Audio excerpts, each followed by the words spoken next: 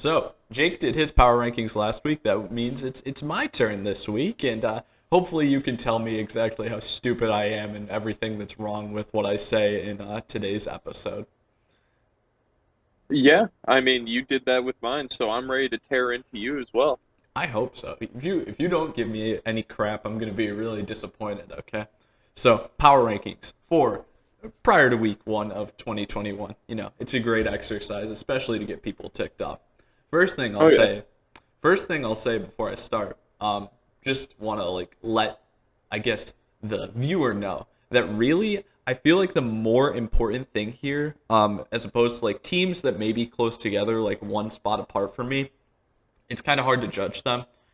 So I added like some tiers in here, and really, if you want to like kill me for like a team that's in a different tier than another team. If you think I got a big mistake in terms of that, that's where I really want you to like kill me in the comment section. Okay, so that's just my baseline. That's what I want to do. So starting with the bottom tier, we have 3 teams coming in this tier. Okay, this is teams with no chance of making the playoffs at all. Okay, so at number 32, I have the Houston Texans. Number 31, the Detroit Lions. And number 30, the Cincinnati Bengals are my 3 teams that I believe have Ooh. no chances to make the playoffs. So give me your initial thoughts there on that group. Well, I do like the placement of Lions down there. I had them a tad higher. I just don't think. I mean, playoff wise, making the playoffs. NFC East has the easiest way. Bottom of my list had 2 NFC East teams in there. So I can understand putting it up there. They have a long shot to get in. But you've kind of been like a Houston Texans supporter most of the season. You're like, I don't think they're going to be as garbage as everyone thinks they're gonna be. So having them there, like, and I know you said the tiers and everything, so maybe like a 31 or a 30 I was expecting them to be for you, but 32, that's interesting. That's interesting. No, they're still probably the worst roster in the league. It's just that I feel like people are going to think that they can walk all over them.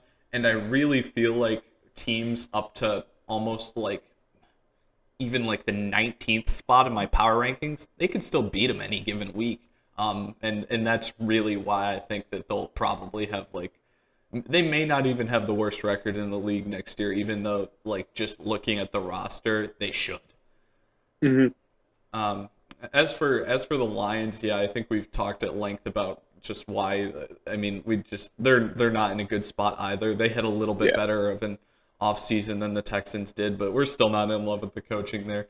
And then the Cincinnati Bengals basically have made me believe that every offseason move they have made has kind of been in the wrong direction of where this team should be going.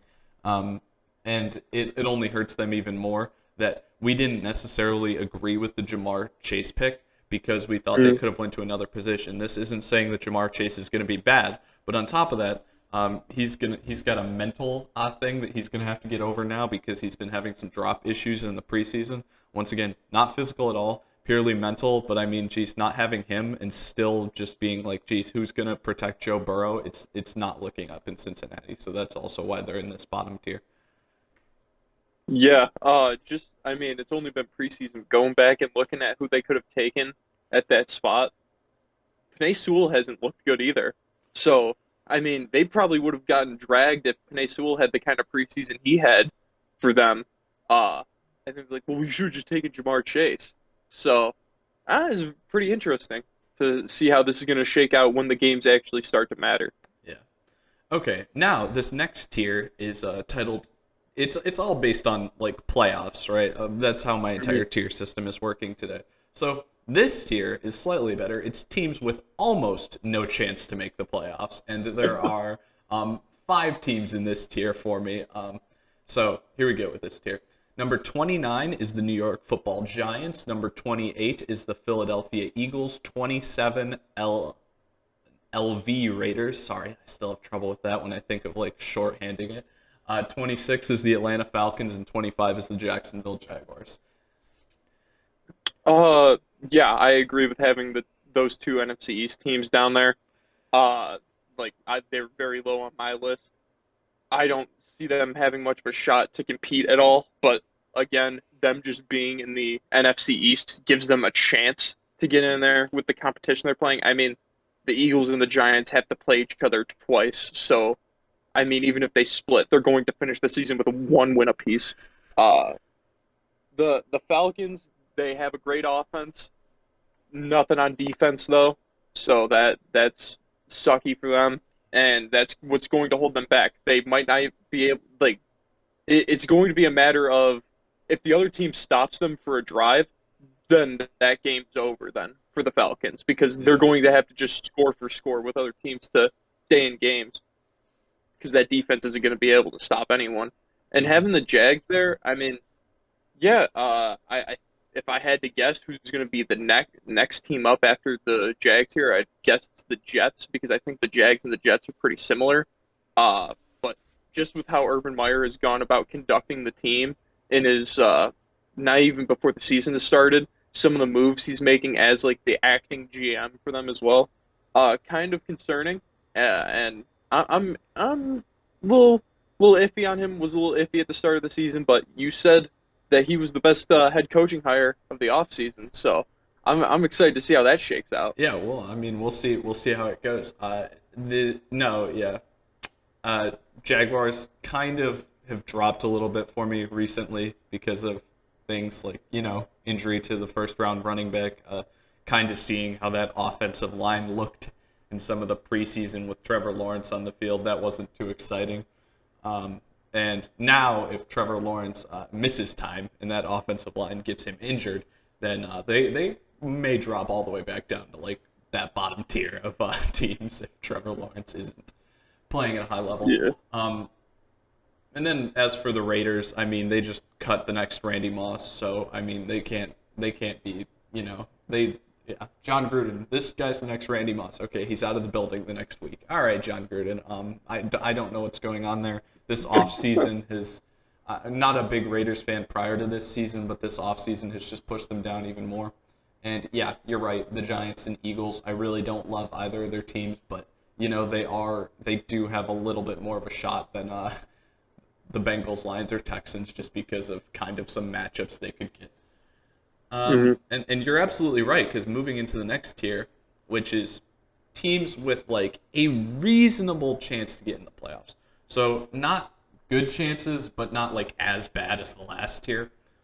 This tier's this is kind of like all the just like teams that are there's like one team in here that's kind of interesting to me. The rest are like, oh geez, this is just going to be an annoying team to watch because it feels like they're going to be like in every game, but they're just not going to be like exciting enough to pull anything out, right? And maybe one of them. So teams I think with a reasonable chance to get into the playoffs. The New York Jets, you're right, they're right above the Jaguars. At 24, 23 is the Pittsburgh Steelers, 22 is the Carolina Panthers, 21 is the Indianapolis Colts, 20 is the Denver Broncos, and 19 is the Arizona Cardinals.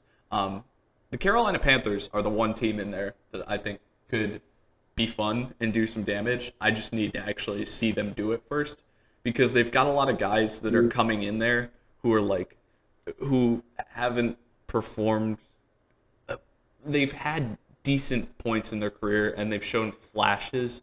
It's just if they all do it consistently, they could be a really exciting team this year. I just don't know if that's actually going to happen. Yeah, love the Steelers placement. I mean, we're the biggest Steelers haters of the whole offseason. Someone give us a crown for that. They're going to do. I'm very interested to see how they play, but I do feel like that over the course of the whole season, it will be one of those teams where it's like the Chargers last season. I think the Chargers last season are a good example of it. They're going to be in every game, but it's going to be like, you're not going to win it. You're in it, but you're going to win like maybe 2 or 3 of these close games. The rest of them you're going to drop. And Big Ben just getting older, all that. We've harped on the Steelers enough. Just go and look at all the other videos where we make fun of the Steelers. The other teams that were there, who was after the Steelers? Panthers 22, Colts 21, Broncos 20, Cardinals 19. Okay. Panthers, very interesting. They have a lot of boomer bust potential. I think no matter how you shake it, Sam Darnold's going to have a career year just being out of the Jets. And also, like, it's not much to have a career year for Sam Darnold. So yeah, I think that's bound to happen for him. Uh, Colts were next, Yeah. right? Yes. Colts. I have no idea how that quarterback situation is going to end up. That's going to be the main thing that really holds them back. And everything. I mean, the defense. I mean, bunch of guys that we don't know. I always try to say something about the defense because they do have a good defense, but it's just a bunch of guys that you don't know. And then kind of anemic when it comes to weapons on offense outside of the running back room. I And what? I should have called this tier the I have no idea what the quarterback is going to do this year tier. But there's a few teams in the next tier that also have it, but I feel like they get pulled up a little more. But these teams are like the ones that hugely depend on their quarterback, minus the Cardinals, who are at the top of this tier, and they're purely there because Cliff Kingsbury just no. Yeah. And well, I was going to say for this tier two, talking about quarterbacks for the Broncos, I think if you took any quarterback from these other teams that are in the same tier as them, minus the Cardinals, because I feel like that's cheating. But you take any of these quarterbacks that are in the tier shared with the Broncos, put them on the Broncos, I think that moves the Broncos up a tier or two. Just having someone that isn't Teddy Bridgewater or Drew Lock there. Really? All of I, them? I Man, yeah, look, I guess you're probably right. I mean, Wentz is the one I'm questioning. I like mhm. Darnold, I like Roethlisberger, I even like Zach Wilson, but yeah, Wentz, no, that one's a maybe. That one could, but yeah, Yeah, Wentz and Teddy are kind of on the same playing field, but it's just funny how the Broncos are this like great team that is just so stunted because of quarterback play. I don't think I've ever seen something quite like it, at least in like the modern NFL, at least from like 2010 on. I mean, there have been teams in the 90s and the 80s where it's like, and that's how it was, where it's like, we got an okay serviceable quarterback, but every other part of the team's great, so we can win a Super Bowl with that. Now that's not possible. You had to have a great quarterback, but they just have everything right on every other part of the team. They just can't get quarterback down, so that's very interesting. And the Cardinals, yeah, Cliff Kingsbury until he's out of that building, he's going to be holding that team back from making the playoff. yeah, and I think we're pretty much on the same page with all those ones. This next tier, I have dubbed the real chance of making the playoffs tier. And this means like these are the teams that I think at the end of the season we'll be looking at to see who's getting the sixth and seventh wild card spots, and they'll all be in the mix. And we'll just have to see which ones actually shake out with the best records. So number 18 for me is the Miami Dolphins, which I think is significantly lower than where you had them. It Um, is. It is. and then number 17, the New Orleans Saints. 16, the Chicago Bears. Minnesota gets the nod over Chicago because Andy Dalton is starting week one. That one could kind of, I mean, I almost want to rate them evenly if Justin Fields is starting. But since Andy Dalton's starting now, they're going to get below Minnesota. So Minnesota's 15, Dallas is 14, and the LA Chargers come in at 13. So if you need any of those teams back, I can shoot them over to you. All right. I mean, having Miami there, I had Miami higher. I just, and again, hypocritical of me to say this because I said it about the Broncos. Like, yeah, it's a good spot for the Broncos, but the Dolphins, I think with how I had it in my list, the Broncos were higher on mine too. But just every part of the Dolphins, I mean, there are some parts that are weaker than the Broncos, but I think the coaching as a whole for Miami is better. Like Vic Fangio can coach up a defense, but I think just the overall coaching for Miami is better, and that can make up for some holes in the offense. But Tua needs to just show something this season. Uh, you and I talk about all the time needing that flash from the quarterback in order to get like anything out of them or to want to keep them and build with them. And Tua showed none of that his rookie year, and you might be wasting a whole season of this great roster assembly that's been going on in Miami Yeah. by just being like, all right, well, let's see if he can flash in his second year. And from what we've seen since following the NFL closely, is just if the quarterback doesn't flash in his rookie season, even if it's a really bad year and the team does horrible and his stats aren't great, if he doesn't show some flash, there's no chance of him really being a good to great quarterback. I mean, Yeah. Tua could be serviceable, but he's not going to be a franchise quarterback like the Dolphins want him to be. Yeah. After Miami, who'd you have? The Saints? Yes, but let's talk about Miami for a second longer. Yeah. No, yeah, you're right. The Flash thing is such a weird thing that we kind of started talking about this off season.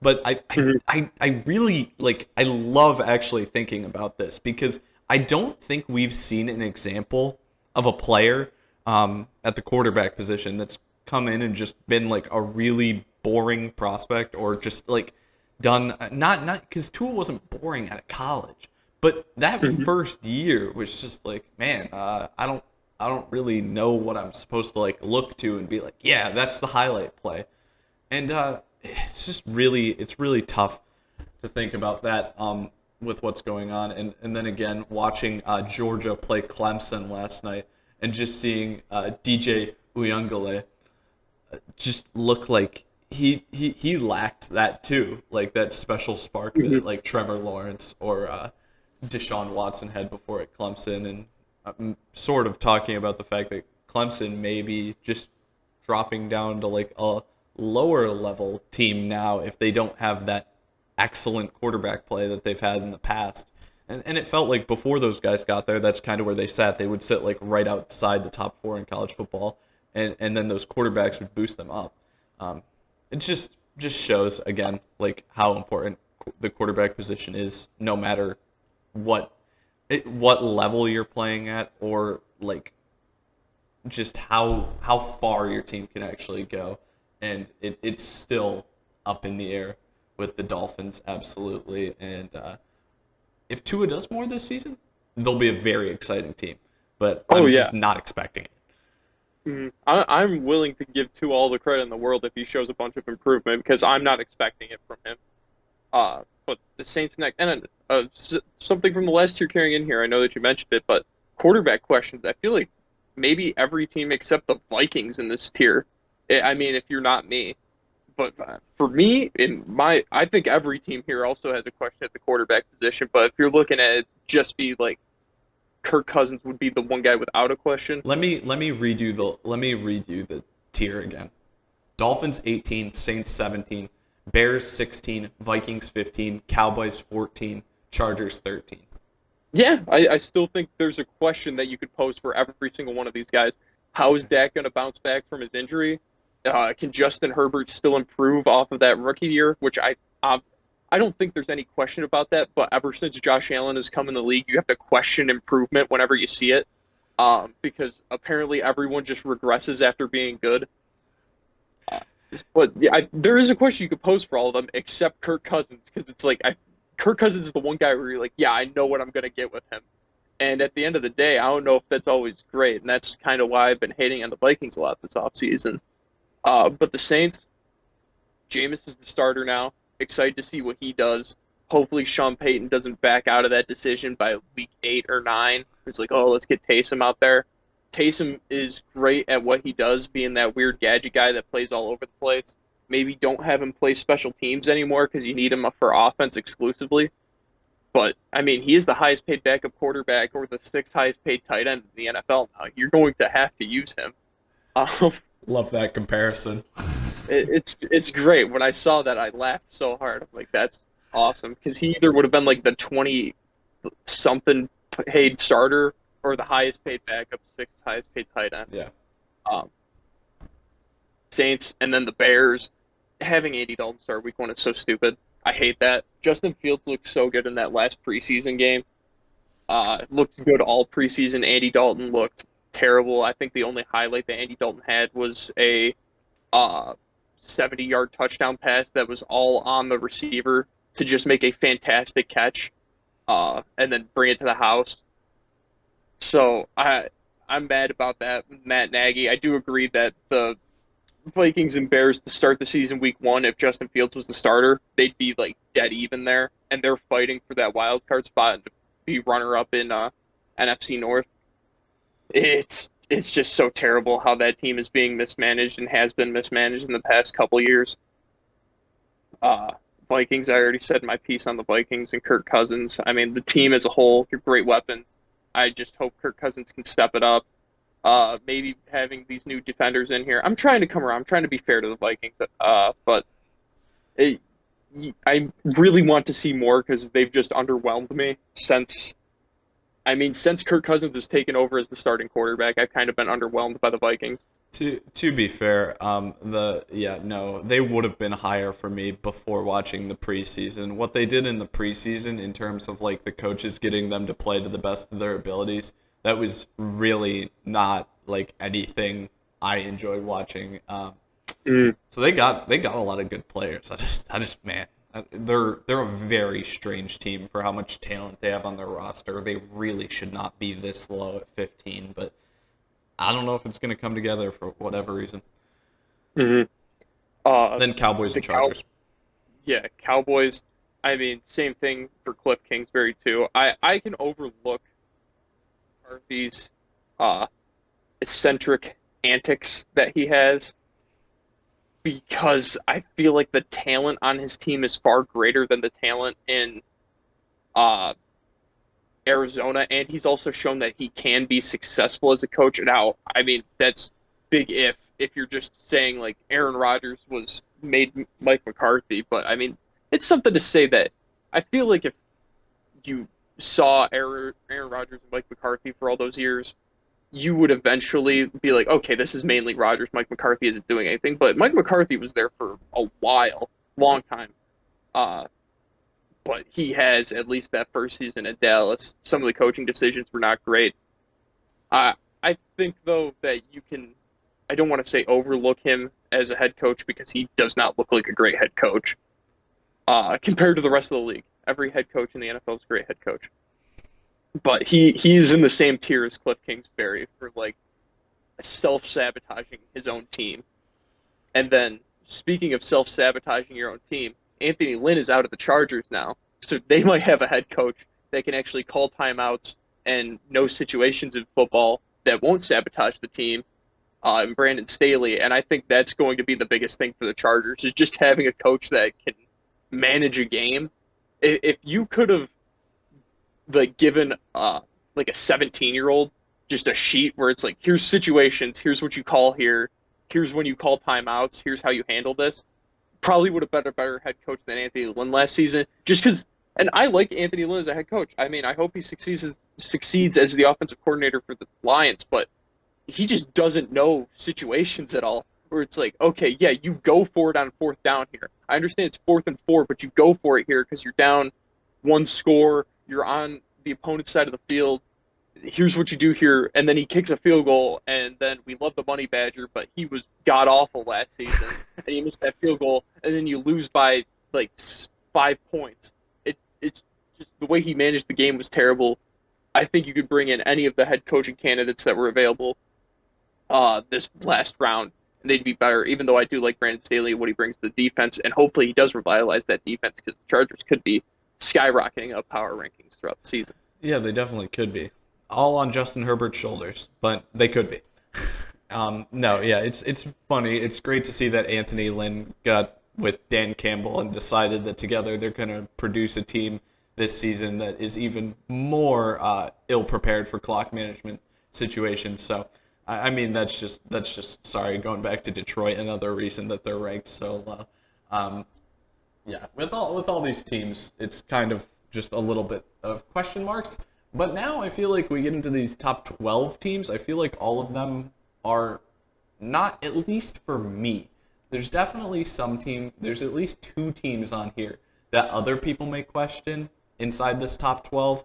But really, I feel like I have a good grasp on what all these teams are, even prior to the season. So this is the smallest tier I have. Next, it's the will make the playoffs tier. Like, I'm almost ready to guarantee that these teams will make the playoffs, but I don't think they'll do much past making the playoffs. So that's what I got. Number 12 for me is the Seattle Seahawks. Number 11 for me is the Washington football team. And that's it. That's the whole tier. Yeah, the Seahawks, I don't know if we'll make the playoffs. That might be, I mean, I don't think that's a hot take for anyone outside of the two of us that have looked at this team. But the Seahawks have just not improved a lot. I think they might have gotten worse this offseason. They've definitely gotten worse, and every team in the division has gotten better. Uh, but if there's any team in the NFC that's going to bring three teams into the playoffs, it would be the NFC West. Seattle's schedule is looking a little bit harder, so that might stop them. Yeah. But Russell Wilson has an innate ability to not miss the playoffs just by, like, I know Mr. Unlimited does have his moments where he looks very limited. Uh, but I think when it comes to like making the playoffs, those last couple weeks, he'll do enough to turn up and then lose by like two scores in the wild card. Yeah, I think the other interesting part of it is like we definitely think that I mean, other people may not because other people are questioning San Fran for some reason, which I don't think people should be. I think that's really stupid to think San Fran isn't going to be one of the best teams in the league this year. I think Seattle's obviously the third best team in this division. And since they're obviously the third best team in the division, the fact that they won the division last year is really setting them up for a hard road. The thing is that, yeah, for whatever reason, Russell Wilson's one of the best QBs in the league. They've got like one of the best receiver duos in the league. They've got a new offensive coordinator this year that should be making it like easier on the offense to actually be successful. And I just feel like everything's pointing in the direction that like, even though the situation is tough in terms of like who they're gonna have to play, I feel like all those things coming together kind of make it so that they'll end up in the playoffs. I just don't know how far they'll go. I really don't think they'll make it that far. Yeah, They could win a game, but I don't see it much past that. And then yeah, Washington. they're more likely to lose the game than they are to win it. Yeah, yeah. And then Washington. Yeah, that is a team that lacks a lot of playoff experience as a whole. They made it last year, but and they almost won too. I mean, the quarterback with the most playoff experience on that roster is Taylor Heineke, and Ryan Fitzpatrick is almost 40. So that's just wild. But I do think that is something to say. Like the football team, you and I think they're the best team in that division. Not talent wise, but just overall. It's it's probably closer than people think. Just the talent that they have on defense compared to the Cowboys' talent and all that. Yeah, it's hard to compare because it's opposite sides of the balls that are the dominant points for them. The reason they fall ahead of Dallas for me though is because like the strength for Washington is the defense. The strength for Dallas is the offense. Okay, so which team has the better secondary side of the ball? I feel Washington's offense is better than Dallas's defense. Yeah, Washington as a whole, just with their offense, is more well-rounded. Dallas's defense is just like, yeah, we're hoping to score every drive because there's no way that this team can make a stop if we need them to. But when it comes to the playoffs, I don't think that they could really beat anyone. Maybe the defense would have to have an excellent showing, but Ryan Fitzpatrick loves to force balls in places that they shouldn't be, and that's something you really can't do in the playoffs when you're trying to win, especially when the strategy, and Ryan Fitzpatrick's a great quarterback to have on this team, because you'd think that, like Teddy Bridgewater, fantastic quarterback for this team. It's just like, we need to get the ball to the receivers and play it safe and not turn the ball over and have the defense take care of the game. And then they have Ryan Fitzpatrick, who his whole MO is, I am going to force the ball to the receivers and try to make big plays and get this offense going. Whether I throw 3 interceptions or 5 touchdowns, it doesn't matter.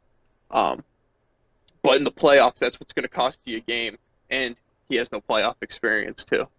Yeah. Washington will host a playoff game from my perspective because they'll be the 4 seed. And when they're the host, that makes it easier to win it, but I think that's as the 4 seed because I think the NFC South is going to have a better record, the NFC North is going to have a better record, the NFC West is going to have a better record team than them. So I do think they're going to be the 4 seed, which means that they're probably playing the secondary team from the NFC West. It'll be an interesting game, but man, that'll be a tough matchup for them. No matter what, and that's what I'm expecting from for them now, and that's why I don't think they'll do much, even if they make it. Even though I like them, I think they're a fun team. These top 10, okay, top 10 teams. Mm-hmm. I've got two tiers. I've got. I'll tell you what they are now, so you get an idea.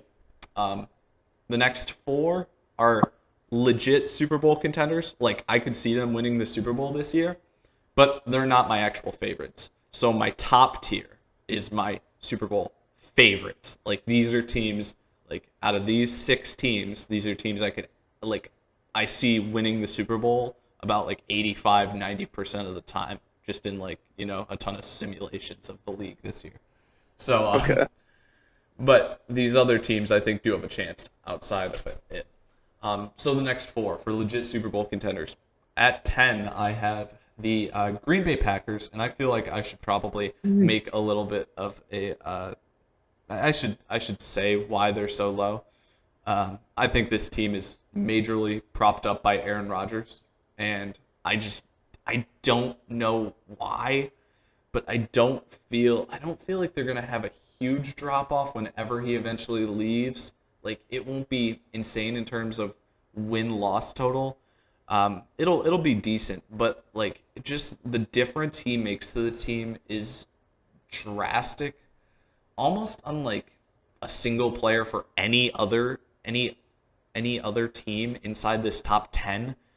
I feel like he's got the biggest impact on it, and even though the team is pretty well balanced after that, I don't feel like it's actually a ton of guys that I want to call superstars, even though other people may think they're superstars. I guess Jair Alexander's the one that I would point out and say he's pretty good. But yeah, that's why they're so low, just because I feel like one player is pushing them so much. And then still staying in this legit Super Bowl contenders tier, 9 is the Patriots, 8 is the Baltimore Ravens. They've kind of fallen for me because of injuries recently. 7 is the Tennessee Titans. Now, the Tennessee Titans are our favorite top-heavy roster in the NFL, which may make you say, oh, okay, so they're like the Packers. Well, no, because they do have a lot of players. Like, they're pretty condensed in terms of the guys that I really think have a big impact. It's not one guy. But it's not one single guy. Yeah. So it makes it a little bit different. But again, that's also why they're still outside of the Super Bowl favorites tier. They're similar to the Packers in that manner. Yeah. For the Packers, I mean, this is kind of the only one that I'm not even going to try to use that word because I can't pronounce it right, that I disagree with you a lot on. The Packers didn't lose. They lost Corey Linsley. That was the only guy that they lost last season. And just in my mind, if I'm going to, and now the drama and all the off-the-field stuff with Aaron Rodgers and the team, that could hold them back. I mean, as much as I'd love to just see Aaron Rodgers throw for 7,000 yards and Davante Adams have the NFL record for most receiving yards and touchdowns because they just only throw to each other, or that's the only connection, that'd be great. I don't think enough has changed on that team to bring them that low. I still would have them at least in my top 6 or 5. But I can understand where you're coming from, the way you're looking at it. I mean, the team is, I wouldn't say majorly propped up by Aaron Rodgers, but that he plays probably the biggest role as the one guy on a team out of any of them. And that's just because you and I aren't big Davante Adams fans. People that favor Davante Adams more or like him as a receiver, view him as the best receiver in the NFL, they're going to obviously disagree with you far more than I am on that, because it's like, well, if anything, it's propped up by 2 guys, but you and I both think Davante Adams gets schemed open more than any other top-end wide receiver in the NFL. Jair Alexander's another superstar. I mean, like you said, probably the only other real superstar on that team. I mean, the Smith brothers at the edge rushers for them, they're good too. Offensive line's great. David Bakhtiari is also kind of a superstar, but you just don't think of offensive linemen when you say superstar. Yeah, that's my bad. You're right about Bakhtiari. But yeah, for wide receiver, it's Davante Adams and then no real depth after that. And that's killer. That's really, really killer for them.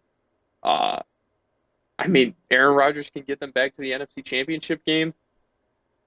to probably lose it again. Like it's the same thing where, like I said, they didn't lose a lot of guys. They lost one guy, so it's hard to move them. But I can also understand where it's like, yeah, we've saw the max of their potential the past 2 seasons. Like I can put them here because I know that at the end of the season, this is where they're going to disappoint me at when they get eliminated in the playoffs, and they'll be here.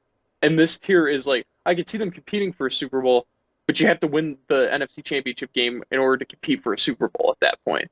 And if you don't think that they can get past that championship game, I don't. then yeah, I can understand why you put that there then. Put them there then. Yeah, no, I mean it's a big obstacle. They're at 10. I don't love any of the teams I have ahead of them. In the NFC specifically, I don't think that any of them are like too. I don't think they'd stand much of a chance going to any of these places. Really, I mean, they'd probably keep the game relatively close. But like in the end, actually seeing them come out as the winner in any of these games, I have a really tough time seeing. At 9, the Patriots are like one of the best coached teams in the league, and that's why the Ravens are one spot ahead of them. They're two extremely well coached teams, and actually coming back to that point, kind of why it's so hard to put Pittsburgh low, just because they're such a well coached team that it's hard to believe they'll be bad. But we just don't love what's going on there. But the Ravens and Patriots, on the other hand, the Ravens dropped a little, like I said, because of injuries recently. But the Patriots are on the rise because they actually did what I thought they would be too scared to do, and just straight up committed to Mac Jones, and not even committed to him saying, "Oh, he's the starting quarterback." Full on committed to him so hard that they were like, "Yeah, we'll cut the other guy that's in the way of you." And then they had an off season unlike any other team I've ever seen. That was probably like, in terms of acquisitions to make a team improved, like not just one guy, but just like a giant like group effort of guys all coming to one team at one time to actually make it significantly better. I feel like they're going to be so much better this season, and I feel like a lot of people are not high enough at all on them, especially considering they have like you're just a lot of people question teams because rookie quarterbacks aren't supposed to be ready. Mac Jones is like one of the most pro-ready quarterbacks of all time, in my opinion. I can understand some people being reprehensive about Mac Jones and not wanting to like fully commit to the Patriots being a top 10 team in the power rankings right away just because he's a rookie. But I mean, from a mechanical standpoint, from an accuracy standpoint, he's better than Cam Newton right out of the gate. And I think that's all that the Patriots really wanted, at least for Mac's rookie year, was, okay, we just need a quarterback that will hit guys in the chest with the ball. We need easy completions to happen in this offense, because the whole offense is built around easy completions for the quarterback and then having the receivers do work after it. And that couldn't work for Cam Newton because he couldn't complete the easy completion. Yeah. They get Mac Jones, who at the very least can make the easy completion and then can do way more after that with his accuracy and his arm talent that he has. And also, Bill Belichick should win Executive of the Year with what he did, not just in free agency, which I feel like is the one thing that everyone looks at, those signings, because it's like, oh, the Patriots spent money and they didn't keep their own guys, because that's usually what they do. They actually went out and signed a bunch of free agents. The draft is where the Patriots hit hard, and I think all their picks are real hits in the draft. I mean, they got a bunch of steals. They got Christian Barmore. I wasn't very high on him. Getting him in the second round is a steal. And it's just funny that every team seems to just play into Belichick's hand when it comes to, oh, well, Mac Jones is just going to slide all the way to the Patriots. Oh, well, they're going to be able to pick up Christian Barmore. Oh, we're talking about running backs pre-draft. Well, Ramondre Stevenson looks good, but he would only succeed in an offense like Baltimore's or New England's. It's just like every single guy where it's Their like, yeah, value this would be a perfect fit for New England, just fell to them.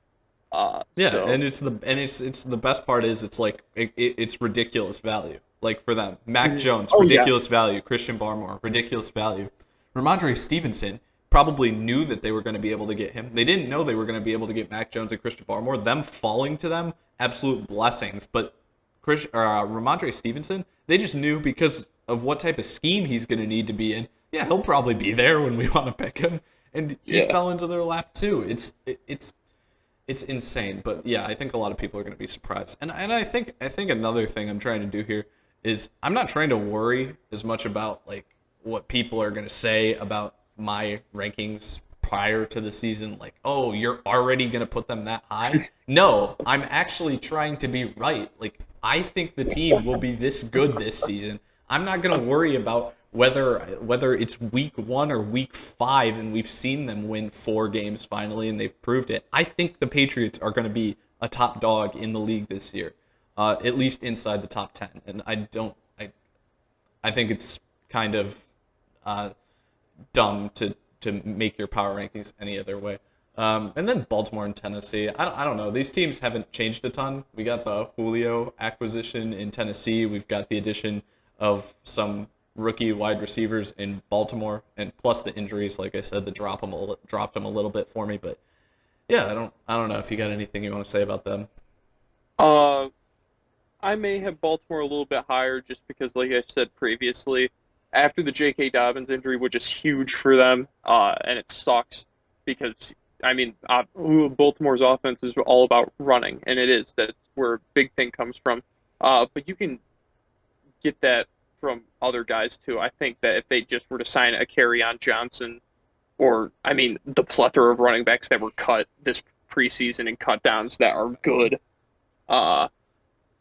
they could still find that production. Whether that is the same to J.K. Dobbins or not, I don't know. But I think you could just plug and play any running back that you really want in there. And I don't think it'd be that far of a drop-off. But I can see putting them there. I might have them – well, I know I had them over Tennessee in mine. But and then the thing with the Titans is it is just such a top-heavy roster. But that, like you said, top-heaviness comes from it being like – three or four, you have 4 guys on offense, 3 guys on defense there, really. I don't even know if 3 guys on defense. That's secondary, though. That is probably one of the biggest upgraded units in all of professional football this offseason. The secondary looks absolutely tremendous going into the start of the season from where it was last year. That is another thing that helps them out. I don't necessarily love their like front 7 a ton, but just having that much of an upgrade on the defensive side of the ball, at least in terms of like one position group, I think it really helps them because their offense is so explosive. They're almost like Dallas in like the fact that I'm like, holy crap, this offense is amazing.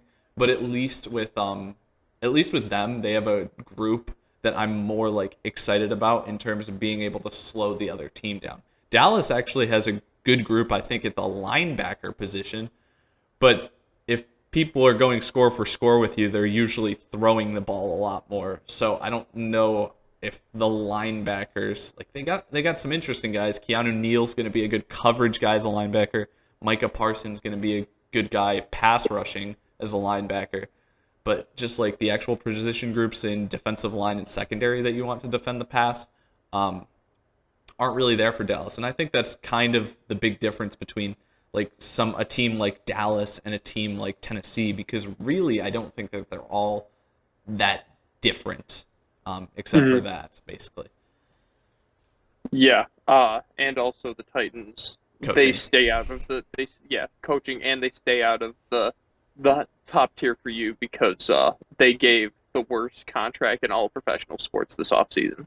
Yes, you're absolutely right. They did. Then, the top 6, my actual Super Bowl favorites, teams I am excited for. Really, I think one of these teams will win the Super Bowl. I'd almost like guarantee it, honestly. I really like all these teams. There's 3 from each conference. But I know we just finished at number 7, but honestly, with how I want to say this, these next 2 teams are equal. These 2 teams are my number 5 team. The thing is that one of them's going to get ranked ahead of the other. Like, not not on my list, but one of them is going to finish ahead of the other because of their schedule. And you know, San Fran got that number 4 in the division last year, the worst team in the division, so they're playing crap opponents this season. Yeah, the Niners and the Rams are tied for number 5 for me, but as we've looked at the season, we think that the Niners are going to have an easier schedule, and that may be enough to push them over the hump, actually getting ahead of the Rams. But yeah, I mean, these two teams are number 5, and I feel like they're like two of the most even teams in the NFL. Just because I didn't put any. I mean, I had other teams that were close, but honestly, I felt like most of the time I could easily pick a team that I wanted to put in front of the other. I've been saying this all off season. I really don't have a favorite for the NFC West just because I feel like these teams are so close, but the Niners have an easier schedule. Number 4 team in the NFL, I have our Buffalo Bills. Super exciting for them. I really, I couldn't be more, excited for the season, honestly. And that's all I should really say. Josh Allen for MVP, all that stuff, but it's biased beyond that, so whatever. I'll just move on to the next team. Now this is really where people are going to have a problem because you can't do that because, like I talked about earlier, I don't care what people say about having to connect it to last season or you have to wait to see it. No, I'm doing what I think works this year. Buccaneers are all the way down at number 3. Oh no, the Buccaneers, they're number 3. Oh yeah, it's really disrespectful. They're still one of the best teams in the league. This doesn't mean anything. They're actually my top team for the NFC. So I mean, with that logic, they'll be in the Super Bowl again. It's just I like two teams a little bit more than them.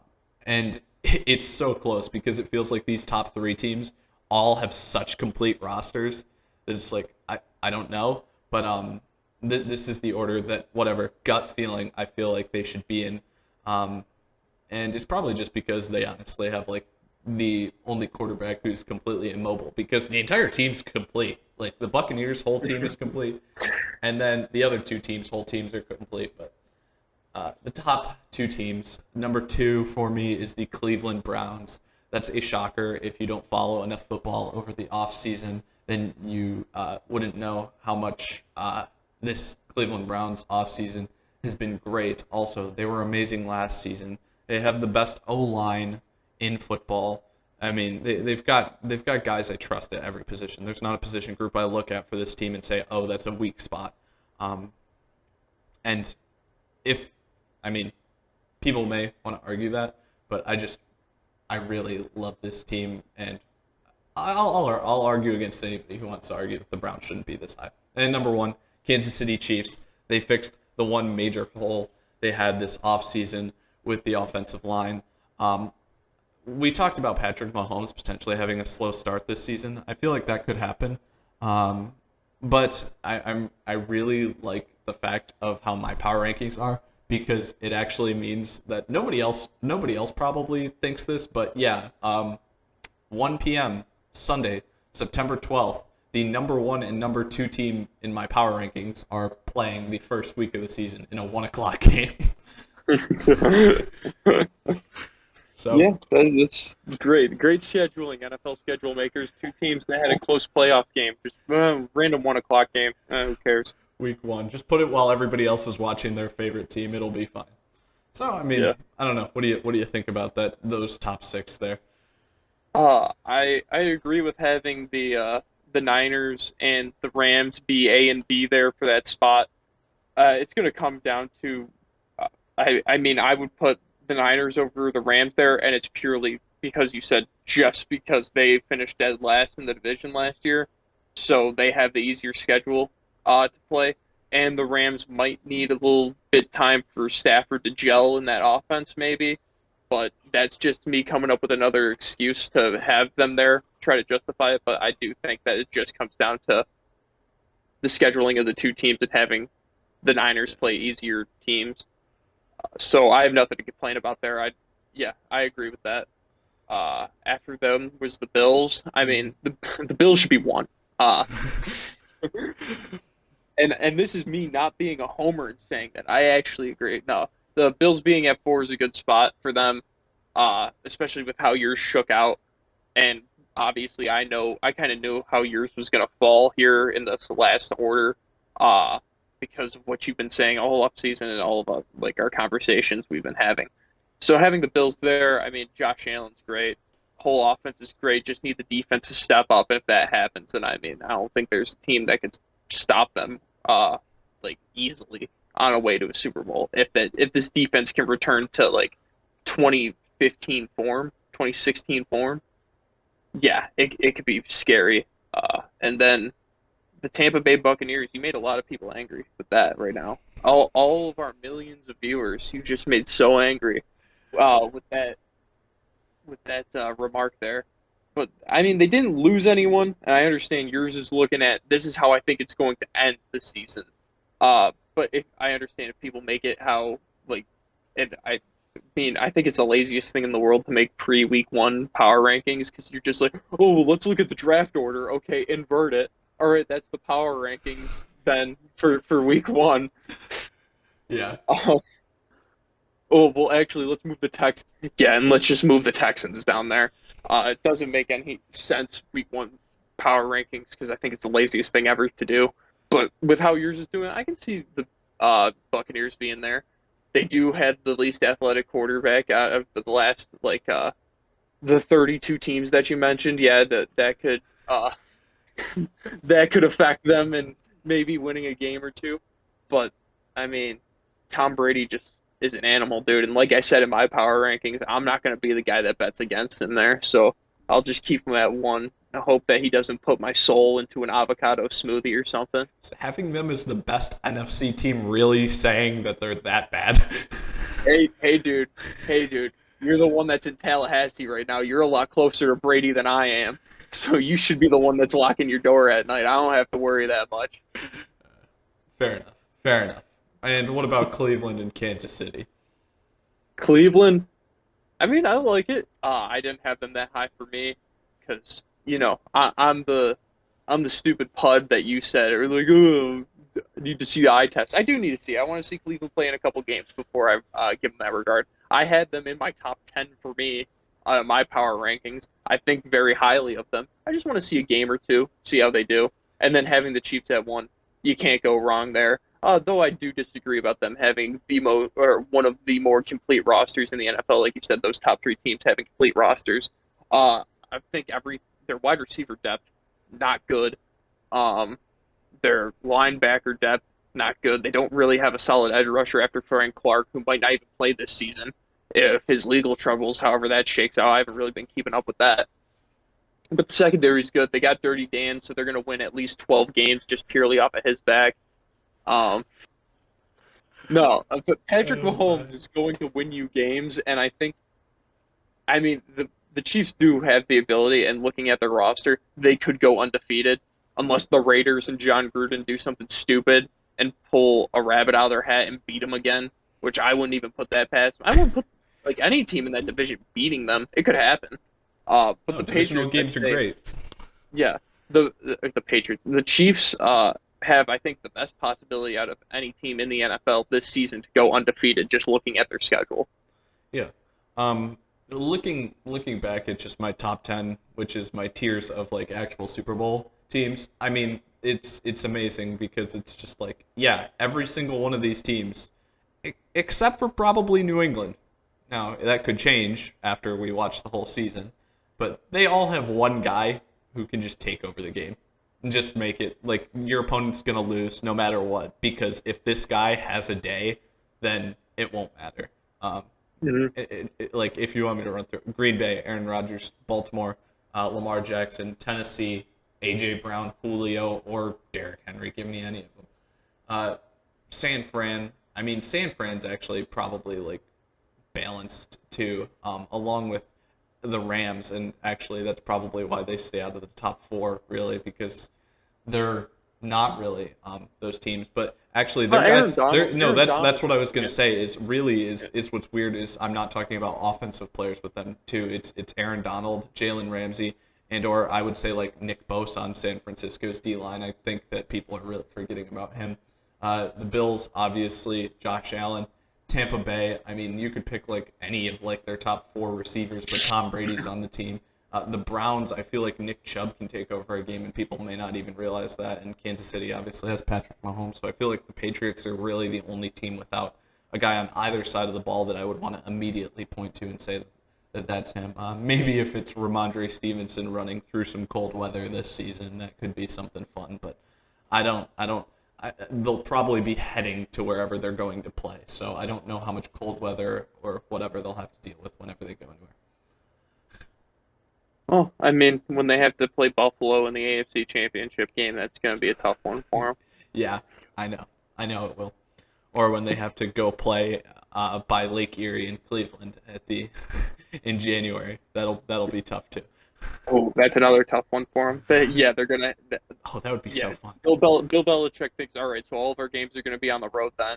Well, at least we could get some warm games here. It is just all like, oh yeah, we're playing in Cleveland, in Buffalo, and then what would be another cold area playing? Kansas City.